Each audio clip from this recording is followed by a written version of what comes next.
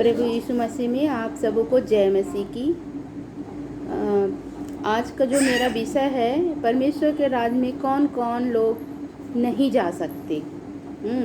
कई बार लोग जो बताते हैं कि हम कौन कौन जा सकते हैं, मैं उसका विरोध में बताती हूँ कि कौन कौन लोग नहीं जा सकते, ताकि जो जो जीवन में गलतियाँ हैं हमारे जीवन में वो हम सुधार लें और परमेश्वर के योग्य बन जाएं। आइए इसके लिए दुआ करते हैं। धन्यवाद पिता परमेश्वर, मैं तेरा धन्यवाद करती हूँ परमेश्वर।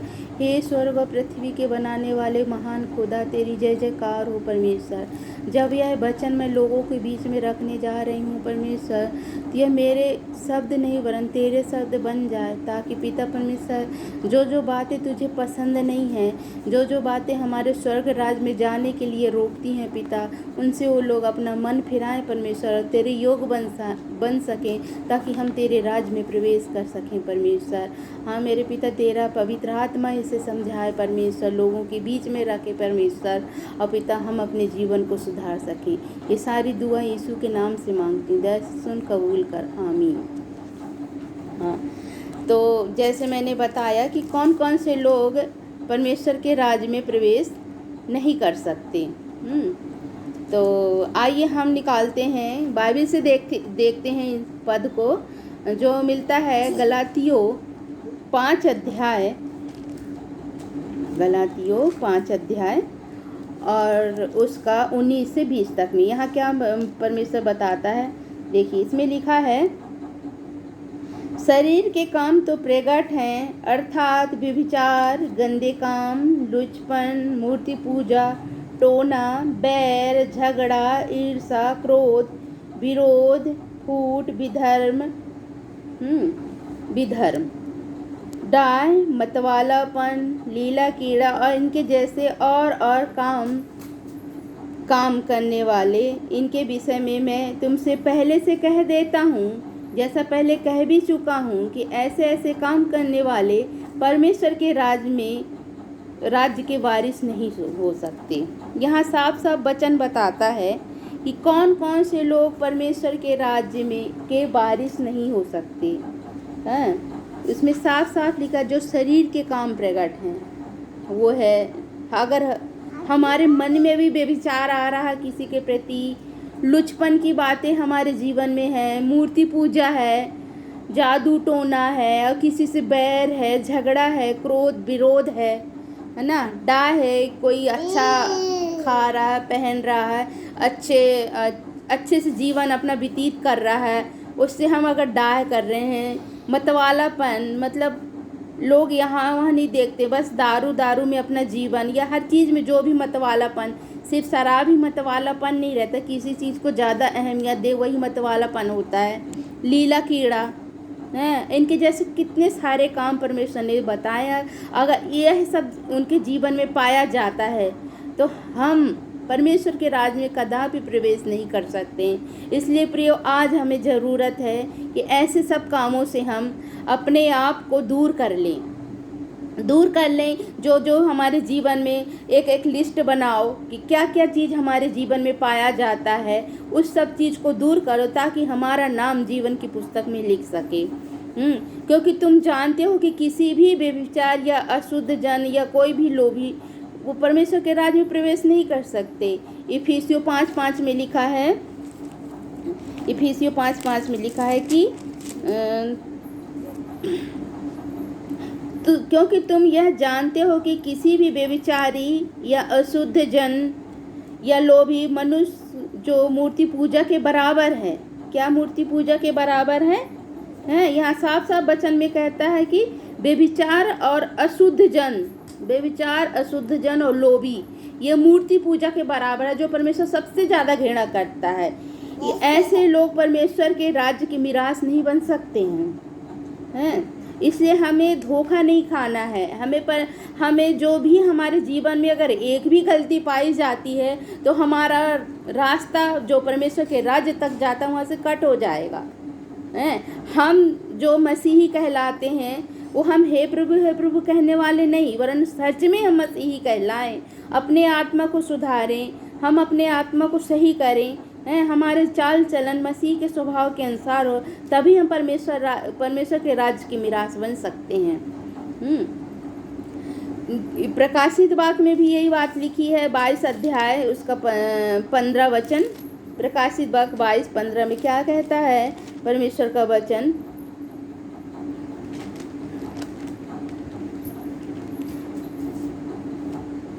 पर कुत्ते और टोन्हे और व्यभिचारी और हत्यारे और मूर्ति पूजक और हर एक झूठ का चाहने वाला और गढ़ने वाला बाहर रहेगा। देखो, परमेश्वर साफ साफ पहले ही बता दिया है कि कौन कौन लोग प्रवेश नहीं कर सकते उसके राज्य में। इसलिए आज हमको ज़रूरत है, आज हमको आवश्यकता है कि हमारे जीवन में इन सब बातों से कुछ भी मिलता जुलता अगर हमारे जीवन में पाया जाता है तो वह हम अपने जीवन से दूर करें, तब हम परमेश्वर के राज्य के मीरास बन सकते हैं, परमेश्वर के राज्य में प्रवेश कर सकते हैं। इसलिए आज बहुत ज़रूरत है हमारे, क्योंकि वचन कहता है, वचन में जो चीज़ लिखी हैं, अंत का समय जो चल रहा है, हम अंत के समय में प्रवेश कर चुके हैं। आज मेरे प्रिय भाई बहनों, आज ज़रूरत है हमको कि आप अपने मनों को सुधारें, अपने मनों को तैयार करें और हमारे जीवन में परमेश्वर के विरोध में कोई बातें पाई जाती हैं उसे दूर करें, ताकि हमारा नाम जीवन की पुस्तक में लिख सके और हम परमेश्वर के राज्य बन सकें।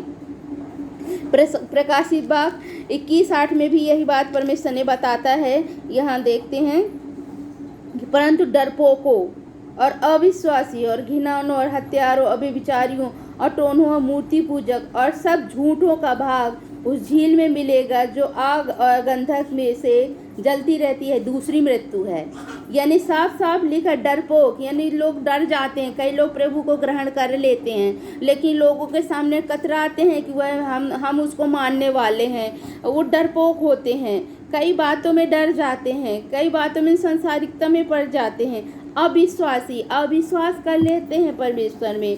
टोन हो जो कि मतलब कई प्रकार के जो आज हमारे विश्व में और सबसे ज़्यादा हमारे भारत में पाया जाता है कि लोग तंत्र मंत्र में विश्वास करते हैं। इन सब बातों में जो लिप्त रहता है, परमेश्वर पे बोलते तो हैं, नाम के तो हैं मसीही, लेकिन अगर नहीं है परमेश्वर में, इन सब बातों में लिप्त है, मूर्ति पूजा, अगर किसी भी चीज़ को हम ज़्यादा अहमियत अपने जीवन में देते हैं तो वह मूर्ति पूजा के बराबर है।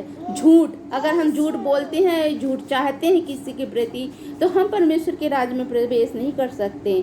और ये हम अगर कोई ऐसा काम करता है तो साफ साफ वचन क्या कहता है कि इन सब झूठों का भाग उस झील में मिलेगा जो आग और गंधक से जलती रहती है, दूसरी मृत्यु है, यानी नरक की आग।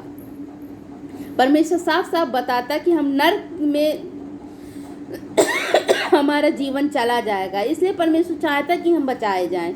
वचन से मैं बता रही हूँ, वचन में ही ये सारी बातें लिखी है कि कौन कौन परमेश्वर के राज्य में प्रवेश नहीं कर सकता। यहाँ पर जो जो बातें वचन से दी गई हैं, अगर इनमें से कुछ भी हमारे जीवन में पाया जाता है तो हम परमेश्वर के राज्य में कदापि प्रवेश नहीं कर सकते। इसलिए है मेरे प्रियो, आज यीशु पर विश्वास करने वालों, हमें पापों से छुटकारा मिल गया है, ऐसा आप लोग चाहते हो। अगर हमारे जीवन में कोई पाप पाया जाता है तो हमें पापों से छुटकारा नहीं मिला। हम पहले अपने जीवन को जांचें, समझें कि क्या हमारे जीवन में हमारा जीवन वही पुराना जीवन है। हमें मसीह की पत्री बनना है। प्रभु यीशु मसीह क्यों आया यहाँ? सबसे पहले ज़रूरत ये है कि वो तो परमेश्वर था, मनुष्यों के बीच में क्यों आया? वो इसलिए ऐसी चाल चला कि ताकि मनुष्य सीख सकें उससे कि कैसे परमेश्वर के प्रति अपने आप को ईमानदारी से दिखाना है, कैसे रहना, कैसे चाल चलन करना। पर प्रभु यीशु मसीह के जीवन में कोई भी पाप नहीं पाया जाता है। हाँ, हम सिद्ध तो नहीं हैं, लेकिन हमें कोशिश करना चाहिए कि अंश अंश करके हम अपने सारी बुराइयों को दूर करें और अंश अंश करके परमेश्वर में बढ़ते चले जाएं। आज हमारी ये सबसे बड़ी ज़रूरत है, क्योंकि परमेश्वर का अनुग्रह का द्वार कभी भी खत्म हो सकता है, कभी भी प्रभु यीशु मसीह आ सकते हैं, रैप्चर हो सकता है। आज मेरे प्रिय भाई बहनों, आज ज़रूरत है कि हम अपने परमेश्वर को समझें कि वो क्या चाहता है। हम अपने आप को जांचें और परमेश्वर के प्रति परमेश्वर के योग्य वफादार बन जाएं। आज जो हमारे जीवन में बुराइयां पाई जाती है उसे दूर करें और हम परमेश्वर की पत्री बन जाएं, हम परमेश्वर के राज्य बन जाएं और परमेश्वर हमारा नाम अपने जीवन की पुस्तक में लिखे। ऐसी हमारी कामना होनी चाहिए, ऐसी हमारा विश्वास होना चाहिए, ऐसा हमारा स्वभाव होना चाहिए कि परमेश्वर हमसे प्रसन्न रखे। क्योंकि स्वर्ग का राज खाना पीना नहीं है, वरन हमें मसीह के स्वभाव में ढलकर अपने जीवन को व्यतीत करें, तभी हम स्वर्ग राज में जा सकते हैं। स्वर्ग का राज पाना बहुत ही कठिन है, क्योंकि बाइबल के वचन में स्वयं ही लिखा है कि सकरा है वह मार्ग जो परमेश्वर के राज्य तक जाता है। जो हमारी दृष्टि में अच्छा है वही परमेश्वर की दृष्टि में बुरा है। इसलिए हम अपनी इच्छाओं को त्याग कर, अपने बुरे कामों को छोड़कर परमेश्वर की इच्छा को जानें, परमेश्वर की इच्छा को समझें और उसके अनुसार अपना जीवन व्यतीत करें। तब हमारा जो परमेश्वर ने जो वादा किया है, जो वाचा हमसे बांधी है कि हम तुझे मैं स्वर्ग राज दूंगा, तब हमें वो मिल सकता है, ऐसे नहीं मिल सकता स्वर्ग राज। परमेश्वर इन सब बातों में आप सभी को आशीष दे। जय मसीह की। धन्यवाद।